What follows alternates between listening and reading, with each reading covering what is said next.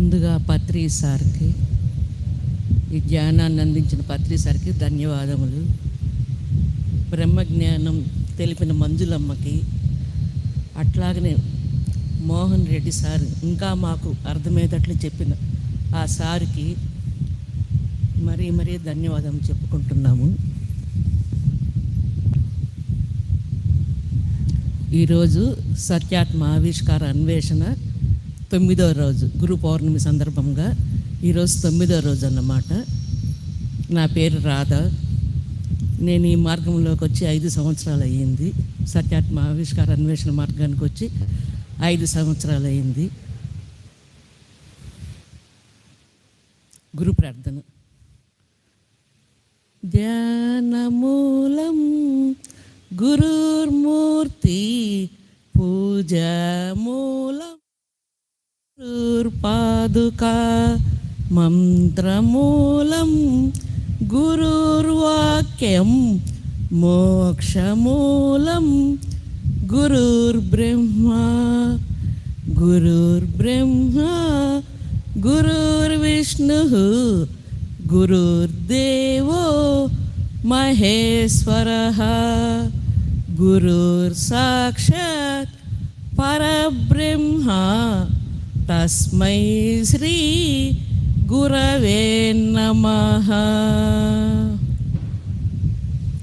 శ్రీ గురు చరణం స్మరణం శరణం శ్రీ గురు హంస మంత్ర తన్మయ చింతనం ఇహ పర సౌఖ్య కైవల్య పరమపదం.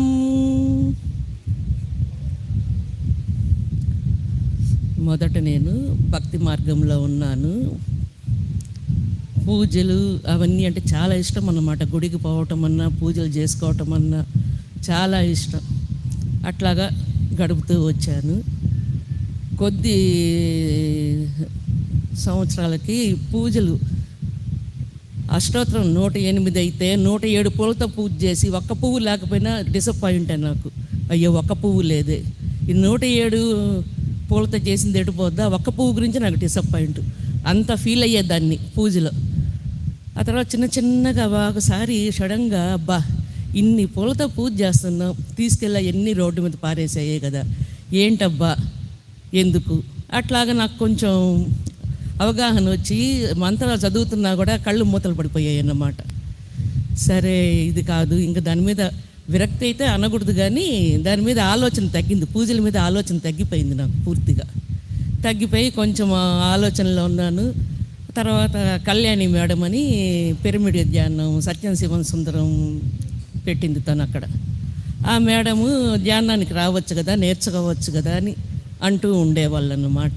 అంతకుముందే కుమారి మా అత్తమ్మ కుమారి లత ఇద్దరు నాకు అత్తమ్మలు అవుతారు. వాళ్ళిద్దరు కూడా చెప్పారు, అబ్బా వస్తాంలే అంటే ఇంట్లో కూడా కొంచెం బర్డన్స్ ఎక్కువగా ఉండేవి. అట్లాగా రావచ్చులే అన్న ఆలోచనలో కొంచెం పిల్లలు కూడా పెద్దవాళ్ళు అయ్యి మ్యారేజెస్ అయిపోయినాయి. 2014లో సత్యం శివం సుందరం ఓపెన్ చేశారు పిరమిడ్ ధ్యానం శ్రవణస్పేటలో. అప్పుడు తను కళ్యాణి మేడం ఫోన్ చేసింది, ఈరోజు ఓపెనింగు రండి, తప్పకుండా రండి అని. సరే వెళ్ళాను. వెళ్ళిన తర్వాత కొంచెం ధ్యానం కూడా ఇష్టం అన్నమాట నాకు. అంటే నాన్న అమ్మ చేస్తూ ఉంటారు, ఇష్టం అన్నమాట. కాకపోతే అది ఎట్లాగో ఏంటో అనేది కొంచెం ఆలోచన, చేయగలమా లేదా అనేది. ఆ రోజు ఉగాది రోజు వెళ్ళాను ఓపెనింగ్ రోజు. తర్వాత ఆ రోజు చెప్పటం 40 రోజులు ఖచ్చితంగా రండి మీరు ధ్యానానికి అని మేడం చెప్పారు. చెప్తే సరేలే, అక్కడ వచ్చిన మాస్టర్స్ కూడా చెప్తూ వచ్చారనమాట. 40 రోజులు వెళ్ళాను. 40 కాదు ఇంకా కూడా, తర్వాత కూడా ఉదయాన్నే 6 to 7 అన్నమాట వెళ్ళి చేసుకొని వచ్చేవాళ్ళం. అట్లా ఇంట్లో కూడా బాగా మధ్యాహ్నం 1 గంట, సాయంత్రం 1 గంట అట్లాగా చేసుకుంటూ ఉన్నాను 2014. ఆ తర్వాత కొన్ని రోజులు చేసుకున్న తర్వాత క్లాసెస్ వస్తాయి. క్లాసెస్ వింటామే కానీ దాని మీద ఒక అవగాహన అంటూ ఏమీ ఉండదు. అబ్బా చాలా బాగుంది ఈ క్లాసు అనుకునేది, ఇంటికి వచ్చేసేది, మళ్ళీ ధ్యానంలో కూర్చునేది. అక్కడ ఆచరణ లేదన్నమాట. వినటము రావటం వరకే, అక్కడ ఆచరణ అనేది లేదన్నమాట. వస్తూ ఇంట్లో ఇలా చేసుకుంటా. కొన్ని తర్వాత కొంచెం ఇన్నర్ జర్నీ అని చెప్పి అట్లా ఇట్లా ప్రోగ్రామ్స్ వస్తూ ఉన్నాయి, అవి కూడా చూసుకుంటూ ఉన్నాను అనమాట.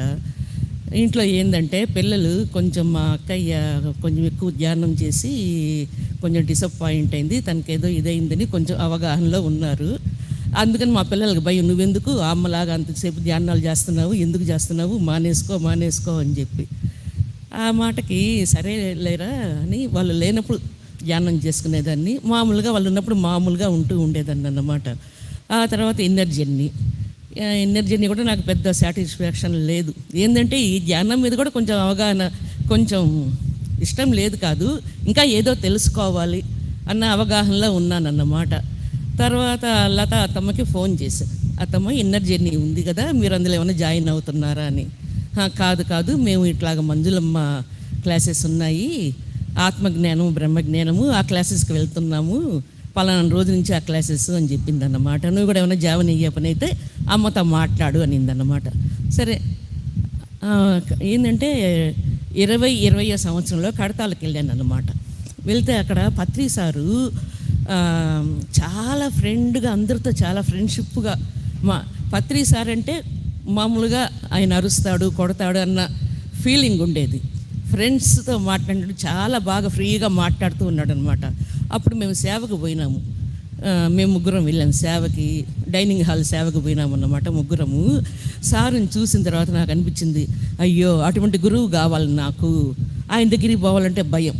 ఏమంటారు, ఏమి అనరు, కాకపోయినా ఒకటి ఫిక్స్ అయిపోయినాము, మైండ్ సెట్ అయిపోయింది కదా. అందుకని అమ్మో సార్ ఏమన్నా అంటారేమో. చాలామంది ఒకరేముంది దాకా సార్ దగ్గర కూర్చొన్నారు. సార్ని ఇదే అడిగారు, సార్ నాకు ఒక ఫ్రెండ్గా గురువు కావాలి, అది ఎట్లాగనో ఏమో మీదేనని అన్నానన్నమాట. ఆ తర్వాత 21వ సంవత్సరం మార్చి ఇక్కడ ధన్వంతరి ఓపెనింగ్ అప్పుడు మంజులమ్మ వచ్చింది. నాకు తెలియదు, వచ్చిందని తెలియదు అప్పుడు అమ్మ. తర్వాత లత అత్తమ్మ చెప్పింది, ఇలాగా అమ్మ వచ్చింది, ఆమె ప్రోగ్రామ్స్ చెప్పద్దు, ఆమె ఆత్మజ్ఞానము బ్రహ్మజ్ఞానం గురించి చెప్పొద్దంట వాసు, వస్తావా అని. చేరతాలే అత్తమ్మ, ఇంట్లో ఉండే చేసుకునేదే కదా, బయట కంటే కొంచెం కష్టం కానీ ఇంట్లో కూర్చొని వినేదే కదా, ఏమి ఇబ్బంది లేదు, వస్తాను క్లాసెస్కి జాయిన్ అవుతాను. తర్వాత అమ్మకు ఫోన్ చేశాను. అమ్మ అసలు నిజంగా నేను ఏది కోరుకున్నాను, పత్రి సార్ దగ్గర ఫ్రెండ్, నాకు ఒక గురువు ఫ్రెండ్గా రావాలని కోరుకున్నా. అట్లాగనే అమ్మ నాకు ఎన్నో సంవత్సరాల క్రితం నుంచి పరిచయం ఉన్న దానిలాగా, రాదా ఇట్లాగా నీ నెంబర్ ఇచ్చింది లత, రామ్మ చేరు అనింది. ఓకే అమ్మ, నాకు కూడా ఇష్టంగా ఉంది, వస్తానమ్మా అని చెప్పాను అన్నమాట. మార్చి జాయిన్ అయినాము. కాకపోతే ఆబ్సెంట్ ప్రెజెంట్ ఆ 15 days సరిగ్గా నేను వినలేదు, అట్లాగా జరిగింది. తర్వాత లాస్ట్ మళ్ళీ రివిజన్ అని చెప్పిందంట అమ్మ, లాస్ట్ డే నేను వినలేదు. ఆ రివిజన్ రోజు లతాతమ్మ అమ్మ 15 రోజుల తర్వాత రివిజన్ చెప్పిందమ్మా, అది బుక్స్ రాసుకోకూడదంట, ఆడియోస్ విని చెప్పాలంట అని చెప్పింది. అమ్మో అట్లాగా నాకైతే చేతరాదు అని చెప్పేశాను. కానీ నీకు అంతవరకు వస్తే అంతవరకే చెప్పు అని చెప్పింది అన్నమాట. సరే అనుకోని అట్లాగనే జరుగుతూ ఉండింది. అయితే చాలా తక్కువ చెప్పేదాన్ని నేను, వీళ్ళలాగా అసలు ఏమి చెప్పేదాన్ని కాదు. కొద్ది రోజులు జరిగిన తర్వాత బాగా అవగాహన అయితే వస్తుంది, నా లైఫ్లో నేను అన్వయించుకుంటున్నాను ఈ జ్ఞానాన్ని. ప్రతి ఒక్కటి, ఈ జ్ఞానం అనేది ప్రతి ఒక్క పనికి నాకు బాగా సహకరిస్తుంది అన్నమాట. ఓహో ఇట్లాగా అందుముందు కొంచెం పని చేసేదాన్నే కానీ కొంచెం భారంగా అట్లాగా ఉండేది. తర్వాత బాడీ కూడా తేలిక అయిపోయింది అన్నమాట. అయిపోయి పని కూడా బాగా, అంటే కొంచెం ఇంట్లో కోడళ్ళు 2 కొడుకులు 2 పిల్లలు 2, మేము కొంచెం ఒక 8 మంది ఉండేవాళ్ళం. కొంచెం వర్క్ అనేది ఉంటుంది కదా, అట్లాగా వర్క్ భారం కూడా పోయింది. అసలు చాలా వెయిట్లెస్గా, చాలా హాయిగా ఎంత పనైనా చేయగలము అన్న ఆలోచన కాదు, ఆ శక్తి అట్లాగ వచ్చిందన్నమాట. అట్లా చేసుకుంటూ వస్తూ ఉన్నాను. నాకేందంటే 35 సంవత్సరాల నుంచి ఒక బాధ ఏందంటే, పాము మా గేటు మీద పోతూ ఉంది. ఎవరో వచ్చి ఎందుకు వచ్చావు నువ్వు ఇక్కడికి అని అడిగారంట. అడిగితే నేను రాధా కోసం వచ్చానని చెప్పిందంట. ఆ మాట చెప్పేసరికి నాకు వణుకు వచ్చేసింది అన్నమాట. అట్లాగా వారానికి 2-3 సార్లు కనిపిస్తూనే ఉంటుంది అన్నమాట.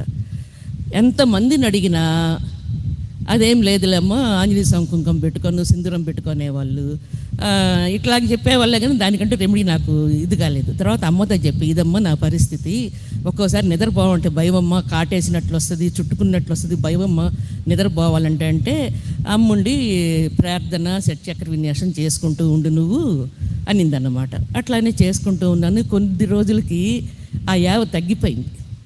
తగ్గిపోయి తర్వాత కనిపించినా కూడా భయం అనేది పోయింది ముందు. అసలు చూడు మాయలాగా ఒకేసారి కాకుండా ఒకసారి అయితే 10 పాములు పడకెప్పి కూర్చున్నాయి, భయం లేదు, వాటి మధ్య నడుస్తూ ఉన్నాను.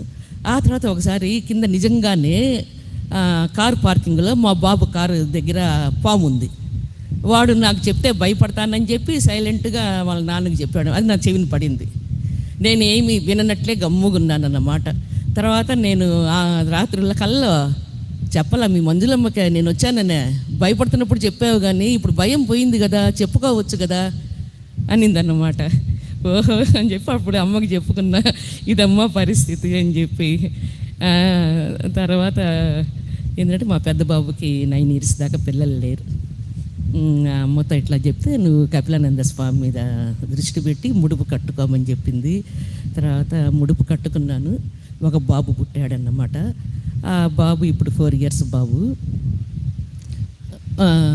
కాకపోతే బాబు పుట్టిన తర్వాత 5 days వాళ్ళ అబ్జర్వేషన్లో ఉంచమని చెప్పారు. బాబుని ఉంచమని చెప్పేసరికి బాధ వేసిందన్నమాట. లేక పుట్టాడే 5 days వాళ్ళ దగ్గర ఉంచాలా, అలాగే నా చేతులతో తీసుకెళ్ళి వాళ్ళకి ఇస్తూ బాధ వచ్చేసింది, కళ్ళల్లో నీళ్ళు వచ్చేసాయి అన్నమాట. ఇస్తూ ఉంటే సరే తప్పదు, వాళ్ళ చేతికి ఇవ్వాలి. ఆ తర్వాత మా బాబు షడ్డకుడు వెంకటగిరిలో ఉన్నాడు. ఆ అబ్బాయి ఫోన్ చేసి పిన్నమ్మ 14 రూపాయలు 11 రూపాయలు చెప్పాడు, ఎవరన్నా పేదవాళ్ళు కనిపిస్తే ఇచ్చే పిన్నమ్మ అని చెప్పాడు. ఇస్తే బాబు బాగుంటుందంట అని చెప్పాడు అన్నమాట. సరే అని చెప్పి తల్లి ఒక చోట బిడ్డ ఒక చోట కదా ఉండేది. తల్లి దగ్గర నుంచి బిడ్డ దగ్గరికి పోతున్నాను నేను, చూసి వస్తామని చెప్పి పంపిస్తామన్నారు. 3వ రోజు 5 రోజులు అనేది 3వ రోజు పంపించేస్తామన్నారు. పంపిస్తామనేసరికి నేను బిడ్డ దగ్గరికి పోతూ ఉంటే ఒక ఆవిడ వచ్చింది, ఎదురుగుండా వచ్చి డబ్బులు అడిగింది. నడి రోడ్డు మీద పర్సు తీస్తే ఇప్పుడు రోజు నమ్మేదానికి కాదు కదా, అదేమన్నా లాక్కుపోతారేమో, నేను వాళ్ళ వెంట పరిగెత్తలేను అని చెప్పి భయం వేసి డబ్బులు ఇవ్వలేదు, గమ్ముగా దాటుకొని వెళ్ళిపోయినాను అనమాట. అక్కడికి పోయిన తర్వాత బాబుని ఇస్తామన్న వాళ్ళు ఇంకా 2 days ఉంచాలని చెప్పేశారు. ఇంకా నాకు బాధ వేసింది. సరే బాధపడుతూ వచ్చేసాను హాస్పిటల్కి. తర్వాత కూర్చున్న తర్వాత ఆలోచన వచ్చింది, ఓహో చెప్పారు కదా 11 రూపాయలు ఇమ్మని, ఆమె వచ్చి చెయ్యి చాపింది నేను ఇవ్వలేకపోతేనే అని. ఇంకా ఆ రోజు సాయంత్రం నుంచి వెతుకుతూ వచ్చి ఆసుపత్రి బయట ఎవరన్నా ఉంటే ఇస్తామని చెప్పి కనిపించాల. మాయ కదా అదంతా. పక్క రోజు ఉదయము టిఫిన్ తిందామని వస్తూ ఉన్నా, పక్కన హోటల్కి వస్తూ ఉంటే ఒక అతను కనిపించాడు. కనిపించేసరికి సరే అని చెప్పి నన్ను పరీక్షించారు కదా అని చెప్పి అతనికి ఇడ్లీ కొనిచ్చి మంచినీళ్ళు ఇచ్చేసి 11 రూపాయలు ఇచ్చాను. ఇచ్చిన తర్వాత మళ్ళీ మెసేజ్ వచ్చింది, బాబుని తీసుకెళ్ళండి అని. మా ఇలాగా అక్కడ మళ్ళీ గురువులు చూడు అంతా కనిపెట్టుకొని ఉంటారో మనల్ని. ఇక్కడ నమ్మితే సొమ్ము అంటారు కదా, ఇదే కదా.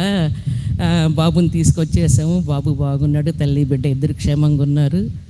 అందుకని నేను గురుబిడ్డ అని పిలుచుకుంటా ఆయన్ని. ఆరోగ్యంగా బాగున్నారన్నమాట. ఇట్లాగా అది. తర్వాత కొంచెం డిస్టర్బెన్స్ ఇంతకుముందు నాకు చాలా ఏంటంటే, ఎవరు ఏదన్నా అన్నా కూడా నేను ఓర్చుకోలేను అనమాట. కళ్ళల్లో మాట మాట్లాడలేను, కళ్ళల్లో నీళ్ళు వస్తాయన్నమాట. అదే మా నాయనమ్మ ఉంటుంది, దాని జోలికి బాబాకండి, దాని నెత్తి మీద కుండ ఉంటుంది అనేదన్నమాట. అట్లాగా బాధ, అయ్యో అన్నారే అని. అటువంటిది ఇప్పుడు ఏంటంటే, ఇప్పుడు ఈ పరిస్థితుల్ని బట్టి నేను ఇప్పుడు ఈ సత్యాత్మ ఆవిష్కార అన్వేషణ దగ్గరికి వచ్చిన తర్వాత, అమ్మగుండా ఈ జ్ఞానం తెలుసుకున్న తర్వాత, లేదు బాధపడకూడదు, ఇక్కడ తెలుసుకోవాల్సింది చాలా ఉంది అని చెప్పి అట్లా తెలుసుకుంటూ ఈ ప్రయాణం సాగిస్తూ ఉన్నాను అన్నమాట. తిరుమలకి వెళ్ళాను ఒకరోజు. తిరుమలకి వెళ్తే అక్కడ నా వెనక గుండా వచ్చి తట్టి ఒక అతను, అక్కడ మా 10 మంది అమ్మ వాళ్ళం అందరం 10 మంది దాకా ఉన్నాం. సర్వదర్శనానికి దారి ఎటు అని అడిగారు అన్నమాట. అక్కడ ఎంతో 100 మంది ఉన్నారు. సపరేట్గా మధ్యలో నుంచి వచ్చి ఇలా తట్టి సర్వదర్శనం దారి ఎటు అన్నారన్నమాట. అవునా, నాకు కరెక్ట్గా తెలియదు, అక్కడ వారంటీస్ ఉంటారు, వాళ్ళని అడగండి అని చెప్పాను అన్నమాట. అతను వెళ్ళిపోయిన తర్వాత అసలు అడిగింది ఇతన కాదు, స్వామి డైరెక్ట్గా వచ్చి పరీక్ష ఆయన అడిగాడు. అట్లాగే ఒకసారి ఏంటంటే, వరాహస్వామి గుళ్ళోకి పోతూ ఉంటే ఒక 65-70 ఏళ్ళ ఆవిడ వచ్చి, అమ్మ వరాహస్వామి గుడి ఎక్కడమ్మా అని అడిగింది. ఎక్కడ అంటే నాకు ఆలోచన వచ్చింది, ఇంత పెద్ద ఆవిడ ఇన్ని సంవత్సరాల నుంచి ఇక్కడికి రాకుండా ఉందా, ఈరోజు అడుగుతుందే నన్ను అని చెప్పి. అది అప్పుడు తర్వాత వచ్చాను, ఇక్కడేనమ్మా, ఇదేనమ్మా మేము వెళుతున్నామమ్మా అని చెప్పి అనమాట. తర్వాత అనిపించింది ఆ స్వామి ఇట్లాగా ఆయన ఈ రూపంలో వచ్చి మనతో మాట్లాడుతున్నాడు అని చెప్పి తర్వాత అనిపించింది అన్నమాట నాకు. అట్లాగా భగవంతుడు అంటే ఎక్కడో లేడు, మనలోనే ఉన్నాడు అనేది ఈ సత్యాత్మ ఆవిష్కార అన్వేషణలో మనం తెలుసుకోగలుగుతాం. భగ అంటే శరీరము, వంతుడు అంటే వసించువాడు. ఈ శరీరంలో ఉన్న ఆత్మ భగవంతుడు అన్న సత్యాన్ని ఇక్కడ తెలుసుకున్నాం అన్నమాట. ఆ విషయాన్ని తెలుసుకున్నాము. ప్రతి ఒక్కటి నేను జీవితంలో దీన్ని బేస్ చేసుకొనే అన్వయించుకుంటూ ఉన్నాను అన్నమాట. ప్రతి ఒక్క పని కూడా అసలు అది ఇదని కాదు, చెప్పేదానికి కూడా గుర్తుండవు అన్నమాట. అట్లా బేస్ చేసుకొని నాకు జరుగుతూ ఉంటాయి అన్నమాట ఈ జీవితంలో.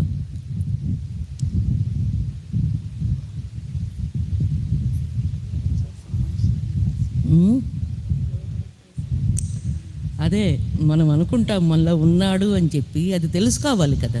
అది తెలుసుకునేదానికే ఈ జ్ఞానం అనేది మనకి తీసుకున్నాము. అట్లాగనే మనం అనుకుంటాం దేవుడు మనల్ని పంపించాడు ఇక్కడికి, మనము దేవుళ్ళని తయారు చేసి గుళ్ళకు పోయి గోపురాలకు పోయి అక్కడ ఎత్తుక్కుంటూ ఉన్నాం, పూజలు చేసుకుంటూ ఉన్నాం.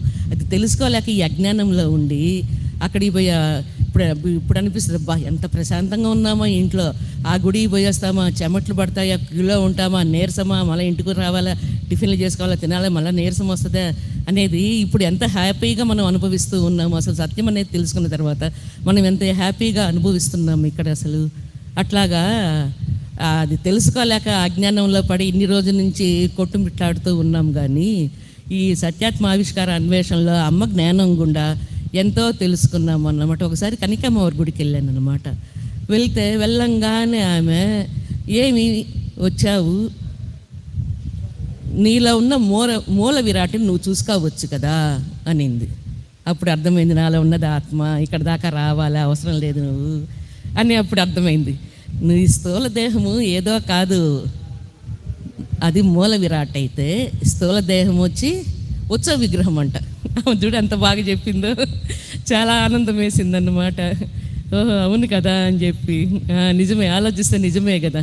మనం పరుగులు తీస్తాం, అమ్మ దగ్గరికి పోవాలి, లోపల విగ్రహాల దగ్గరికి పోవాలి, గర్భగుడిలోకి పోవాలి. నీలో ఉన్న గర్భగుడే ఆత్మే స్థూల సూక్ష్మదేహము అని చెప్పి ఆమె అట్లాగా తెలిపిందన్నమాట.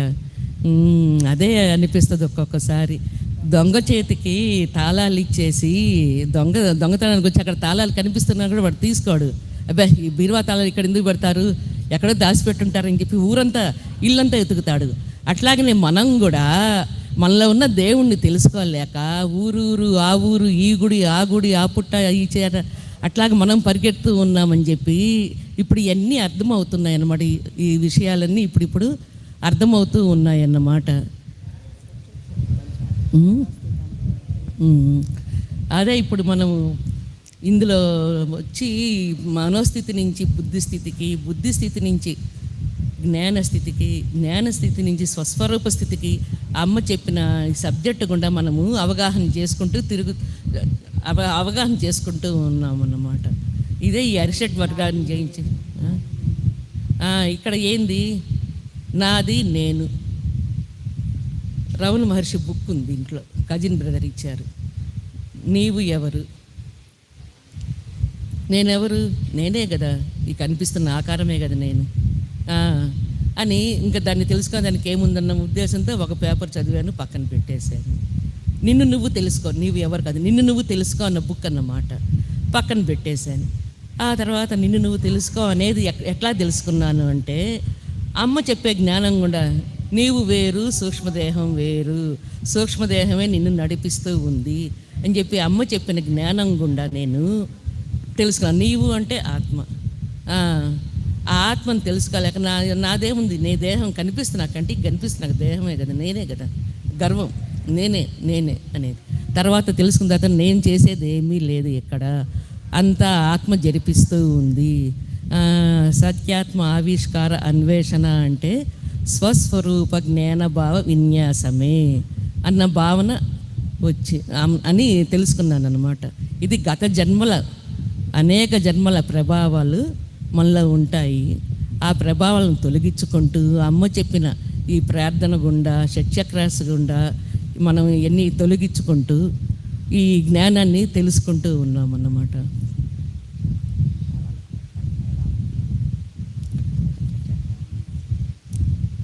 నాకు ఇంట్లో పాపం పిల్లలు కదా, సంసారం ఉన్న తర్వాత ఏదో ఒకటి వస్తూ ఉంటుంది, కొంచెం టెస్టింగ్. ఎందుకంటే ఆ టెస్టింగ్ నేనేమనుకుంటానంటే, గురువులు నన్ను టెస్ట్ చేస్తున్నారు. వాళ్ళు కాదు, వాళ్ళు కావాలని నన్ను అంటం లేదు, గురువులు గురువులు ఓహో నువ్వు ఇట్లా ఉండాలి, ఇట్లా మారాలి అని చెప్పి ఇట్లా చెప్తూ ఉంటా. అట్లా కోపపడుతున్నా కూడా నాకు ఓహో నాది కాదు, వాళ్ళ తప్పు కాదు, నాదే, నన్ను తెలుసుకునే దానికే వాళ్ళు ఇలా మాట్లాడుతూ ఉన్నారు. అట్లాగని నేను ఒక్కోసారి వాళ్ళ మీద షట్చక్ర విన్యాసం చేస్తాను అన్నమాట. వాళ్ళు కూడా కూల్ అయిపోతారు కాసేపటికి, అంటే అనుకోని పాపం పిల్లలు కదా, వాళ్ళు కూడా కూల్ అయిపోతారు అనమాట. అట్లాగా ప్రతి ఒక్కటి చెప్తున్నాను కదా, అన్వయించుకుంటూ ఉంటాను ఈ జ్ఞానాన్ని. ప్రతి ఒక్కటి, ఒక వంట పని అయితేనేమి, ఒక నడక అయితేనేమి, దేనికి కూడా నాకు బాగా జీవితంలో అన్వయించుకుంటూ ఉన్నాను అన్నమాట.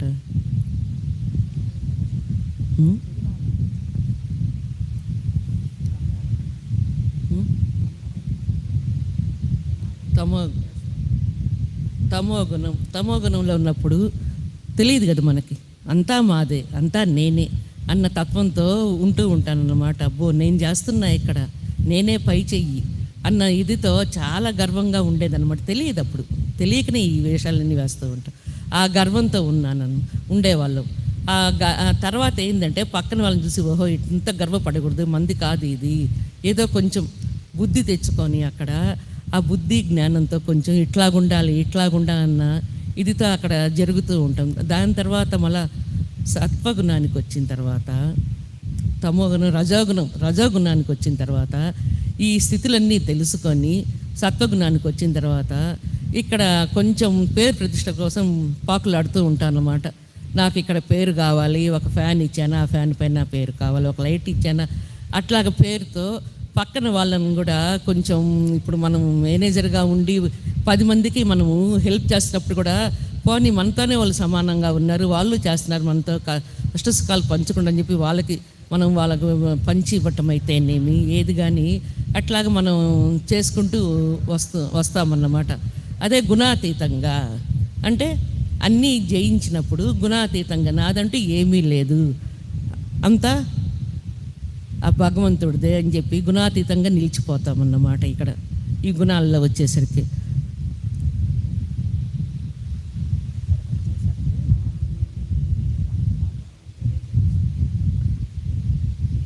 గుణాతీతానికి వచ్చేసరికి నాది నేను ఏమీ లేదు, అంతా భగవంతుడే జరిపిస్తున్నాడన్న ఇదికి వచ్చేస్తామన్నమాట. గుణాతీతంగా మారిపోతూ ఉంటాము. అదే మనోస్థితి, బుద్ధిస్థితి, జ్ఞానస్థితి, స్వస్వరూప స్థితికి ఇట్లాగనే ఈ ప్రకారంగానే మనం స్వస్వరూపంగా ఎదుగుతూ ఉంటాం అన్నమాట.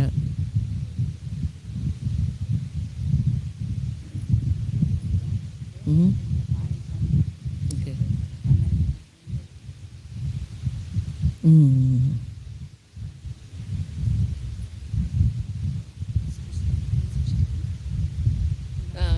మన సృష్టికి మనమే మూలకర్తము అని చెప్పి దీనికి ఈ జ్ఞానంలోకి వచ్చిన తర్వాత మన సృష్టికి మనమే మూలకర్తలము, మనలోనే సృష్టి స్థితి లయ అన్నీ ఉన్నాయి అని చెప్పి తెలుసుకున్నాం అన్నమాట. సృష్టి బ్రహ్మ విష్ణు మహేశ్వరులు మనలోనే ఉన్నారు అని చెప్పి తెలుసుకున్నాం అన్నమాట.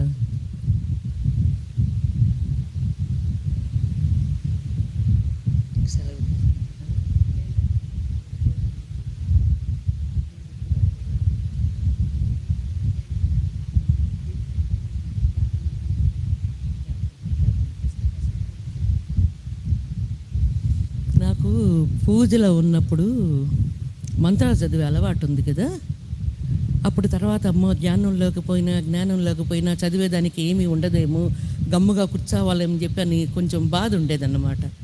తర్వాత అమ్మ ప్రార్థన ఇచ్చేసరికి నాకు అమృతం ఆ ప్రార్థన, అది చదువుతూ ఉండేదాన్ని అనమాట, ఆనందిస్తూ ఉంటాను అనమాట. నాకు ఎంత ఇష్టం ఉంటే ఆ ప్రార్థన అంత ఇష్టం అన్నమాట. రోజుకి 2 సార్లు 3 సార్లు ఆ ప్రార్థన చదువుతూ ఉంటాను అన్నమాట.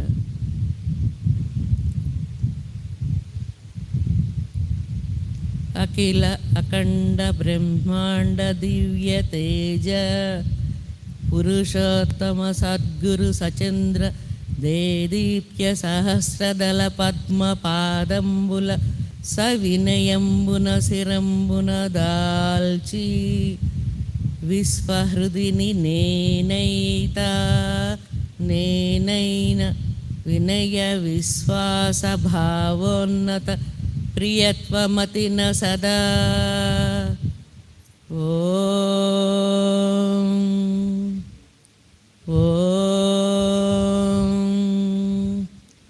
ఓం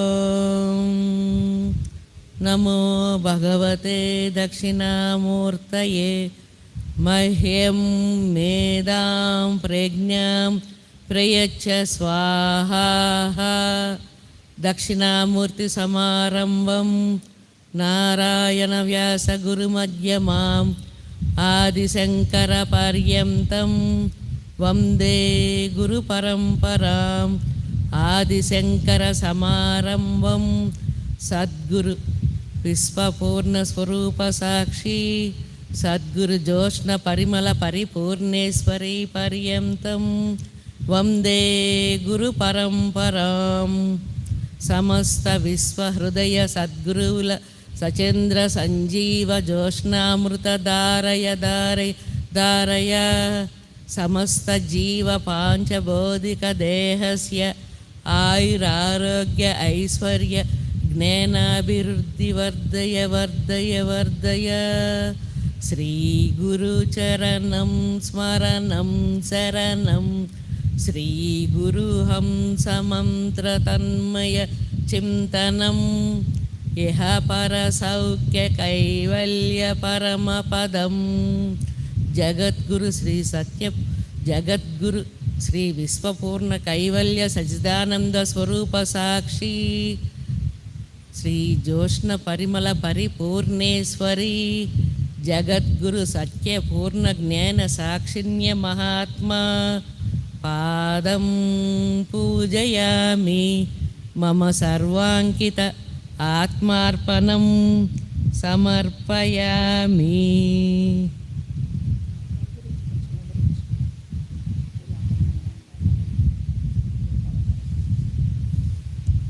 అఖిల అఖండంగా ఉన్న ఆ పరమాత్మ దివ్య తేజస్సుతో వెలిగిపోతున్న 1000 సూర్యుల కాంతి 1000 చంద్రుల కాంతి వెలిగిపోతున్న ఆ పురుషోత్తము మన సహస్రం నందు మన సహస్రమును పద్మముల యందు పాద పద్మముల యందు జ్ఞాన ప్రకాశాన్ని నింపుతూ మనము ఇక్కడ వినయ విశ్వాస భావోన్నత ప్రియత్వంగా ఉంటూ ఉన్నాము. ఇక్కడ దక్షిణామూర్తి అంటే శివతత్వం జ్ఞాన స్వరూపము జ్ఞానము ప్రకాశము దక్షిణామూర్తి. మనలో ఉన్న అజ్ఞానం అనే ఇదిని మద్యం మేధం ప్రజ్ఞం ప్రయచ్చ స్వాహ నాలో ఉన్న అహంకారాన్ని నాకు ఇంతకుముందు చదువుకున్న జ్ఞానం అయితేనేమి ఇదన్నీ ఏమీ తెలియకుండా నాలో ఉన్న అజ్ఞానాన్ని తొలగిస్తూ మహ్యం మేధం ప్రజ్ఞం ప్రయచ్చ స్వాహ ఆయన పాదాల వెంట నా శిరస్సుని ఉంచుతున్నాను. అట్లాగనే ఆదిశంకర్ దగ్గర నుంచి గురు పరంపర ఇప్పుడు దాకా మనకి అమ్మ అయితేనేమి సార్ అయితేనేమి వీళ్ళ గుండా మనం తెలుసుకున్న జ్ఞానాన్నంతా తీసుకుంటూ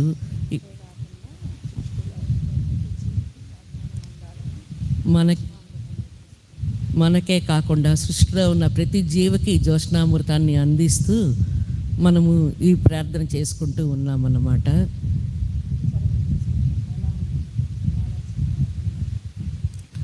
గురుచరణం మామూలుగా అమ్మ జపమాల మీద చేయమంటది. జపమాల కాకుండా మామూలుగా పని చేసుకుంటూ తిరుగుతూ చేసుకుంటూనే ఉంటాము. ఇంకా వేరే ఆలోచనలు ఉండమాట. దాని మీదే మనసు ఆ గురుచరణం మీద దాని మీదే ఉంటుందన్నమాట మనసంతా. ఇంకా భూతకాలం ఉండదు, భవిష్యత్ కాలము ఉండదు. ఇప్పుడు వర్తమానం ప్రజెంట్ ఇప్పుడు ఏం జరుగుతుంది దాని మీద ఆలోచన అంతా జరుపుకుంటూ గమ్ముగా కూర్చున్నా కూడా ఈ గురుచరణం. కొంచెం వర్కులు చేసుకుంటున్నా కూడా గురుచరణం.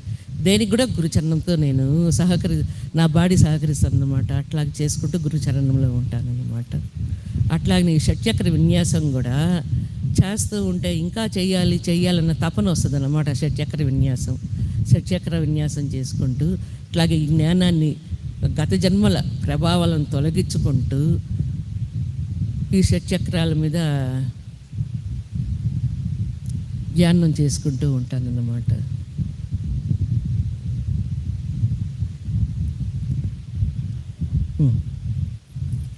ఈ జ్ఞానాన్ని అందించిన అమ్మకి, సత్యాన్ని, సత్యపూర్ణ జ్ఞాన సాక్షిని మహాత్మగా మనకి ఆయన సత్యాన్ని, జ్ఞానాన్ని సత్యంగా